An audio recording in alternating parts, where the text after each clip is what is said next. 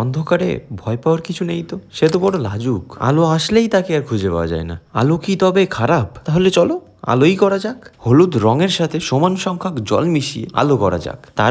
তারপর জলের পরিমাণ বাড়িয়ে সবুজ রঙের প্রলেপ চাপালেই আলো ভর্তি মাঠ সমৃদ্ধ হলো। সেই সবুজের সাথে একটু পেঁচ গ্রে মিশিয়ে চলো না অক্সিজেন বাড়ানো যাক। আমি খুব চালাক মনে হয়, তাই না? নদী করাবো বলে হলুদ সবুজ ঘাসে ভর্তি মাঠ করিয়ে দিলাম।